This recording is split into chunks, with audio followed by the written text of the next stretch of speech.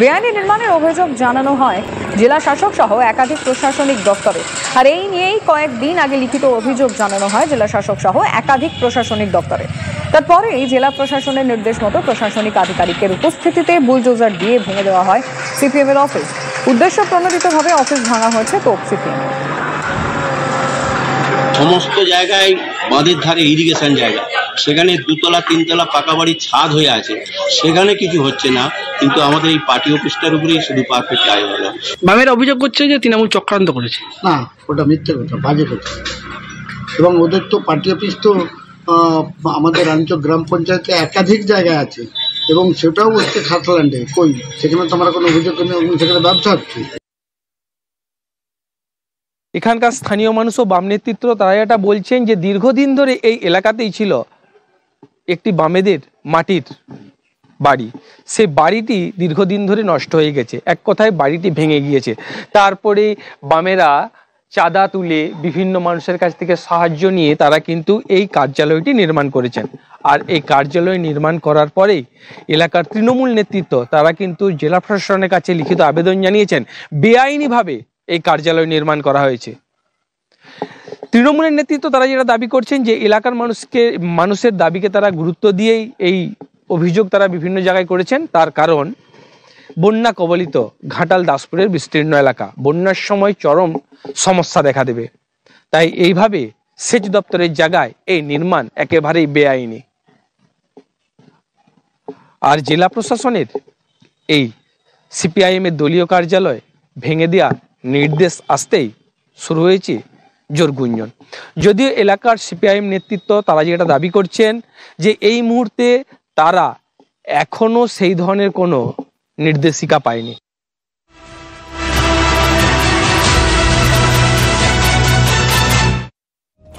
কাটছে জমি জট, দ্রুত কাঁটাতারের বেড়া হবে জলপাইগুড়ি বেরুবাড়ি সীমান্তে। সুরক্ষিত করতে কাঁটাতারের বেড়া লাগাবার পাশাপাশি দ্রুত বাড়ানো হবে বিএসএফ ক্যাম্পের সংখ্যা। আর এর জন্য জমি প্রয়োজন। কিভাবে সমস্যা মিটিয়ে জমি অধিগ্রহণ করা যায় সেই লক্ষ্যে জলপাইগুড়ির বেরুবাড়ি পঞ্চায়েতের বাসিন্দাদের সঙ্গে বৈঠক করেন জলপাইগুড়ি সদর ব্লকের বিডিও এবং বিএসএফ এর আধিকারিকেরা। প্রশাসন সূত্রে খবর, মহাদেব বিওপি ও বেরুবাড়ি বিওপির মাঝে নতুন বিওপি করতে চায় সীমান্তরক্ষী বাহিনী। আর সেই কারণে গ্রামবাসীদের কাছে জমি চেয়ে বৈঠক হয়।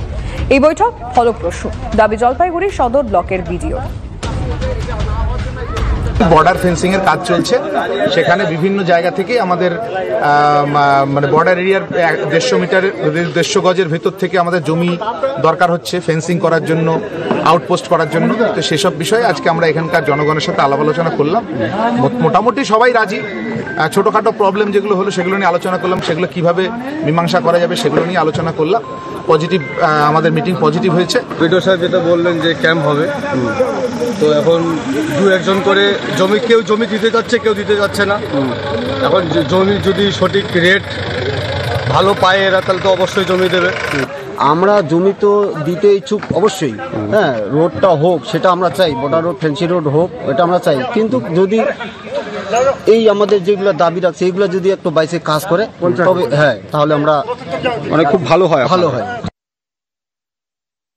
একদিকে একের পর এক বাংলাদেশে ধরা পড়ছে অনুপ্রবেশের অভিযোগে ঘাপটি মেরে থাকা ওপারের ছদ্মবেশীদের খুঁজে বের করছে পুলিশ। আরেকদিকে বাংলাদেশ ঘোমটার আড়ালে ছায়াযুদ্ধের সলতে পাকাচ্ছে। সীমান্তে কাঁটাতার বসাতে হবে। বিএসএফ এর একগুঁয়ে মনোভাবের সামনে বিজেপি নাকি কান্না কাঁদছে, নাকি কান্না কেঁদেই চলেছে। আর এই পরিস্থিতিতে কূটনৈতিকভাবে ভারতের অবস্থান যে ক্রমশ করা হচ্ছে সেটা কি টের পাচ্ছেন মোহাম্মদ ইউনুস? অক্টোবর 2014 প্রধানমন্ত্রী হওয়ার পর লেহ লাদাখে গিয়েছিলেন নরেন্দ্র মোদী। সেই প্রথম ভারতীয় সেনাদের সঙ্গে কথাবার্তা বলার ফাঁকে প্রধানমন্ত্রী বলেছিলেন, প্রতিবেশী রাষ্ট্র যুদ্ধ করার শক্তি হারিয়ে ফেলেছে, তাই তারা ছায়া যুদ্ধ চালিয়ে যাচ্ছে। স্পষ্টতই ইঙ্গিত ছিল পাকিস্তানের দিকে। বছর দশেক পর পশ্চিম সীমান্তের প্রতিবেশীর মতোই কি পূর্ব দিকের প্রতিবেশীও ছায়া যুদ্ধ শুরু করল। ভারত বাংলাদেশ সীমান্তে বিস্তীর্ণ এলাকা কাঁটাতারহীন। দুই দেশের সীমান্তে প্রায় 538 কিলোমিটার এখনও উন্মুক্ত। বিএসএফ খোলা সীমান্তে কাঁটাতার বসাতে চাইছে। মালদা ও দক্ষিণ দিনাজপুরে বিএসএফকে কাজে বাধা দিয়েছে, পায়ে পা লাগিয়ে ঝামেলা করতে চেয়েছে বর্ডার গার্ড বাংলাদেশ। কাঁটাতারে কেন অ্যালার্জি বাংলাদেশের? সীমান্ত পাহারা পোক্ত হলে বর্ডার গার্ড বাংলাদেশের কোন পাকা ধানে মই পড়বে? জঙ্গি ঠোকাতে পারবে না বলেই কি বিএসএফকে উস্কানি দিচ্ছে বিজেপি? এতগুলো প্রশ্নের উত্তর চাই। একটু ওরা চুলকাচ্ছে, কিন্তু ভারত যখন হিট করবে তখন বুঝতে পারবে। ভারত সাধারণত কোনো মশা মাছিকে হিট করে না। ওই 60-70 সালে পুরনো ভাঙা ট্যাঙ্ক দিয়ে এখন যুদ্ধ হয় না, বন্দুকে যুদ্ধ হয় না, ম্যান পাওয়ার লাগে না। ভারতের কাছে এত উন্নত প্রযুক্তির ড্রোন আছে, যেটা কলকাতা থেকেই ওখানে ভালো উত্তর দেওয়া যায়। জিনিসের দাম সহ গোটা বাংলাদেশে হাহাকার চলছে। সেখান থেকে দৃষ্টি ঘুরিয়ে রাজনীতির আগুনে সেঁকতে চাইছে যারা সংখ্যালঘুদের বিরুদ্ধে, গণতন্ত্রের বিরুদ্ধে রাজনীতির মনোভাব নিতে চান তারা। দিল্লিতে বাংলাদেশের ডেপুটি হাই কমিশনারকে ডেকে পাঠানো হয়েছিল। সীমান্তে কাঁটাতারের বিষয়ে ঢাকার প্রতিনিধিকে বার্তা দেওয়ার প্রয়োজন ছিল। সূত্রের খবর, বৈঠকে বাংলাদেশকে কড়া বার্তা দিয়েছে বিদেশ মন্ত্রক।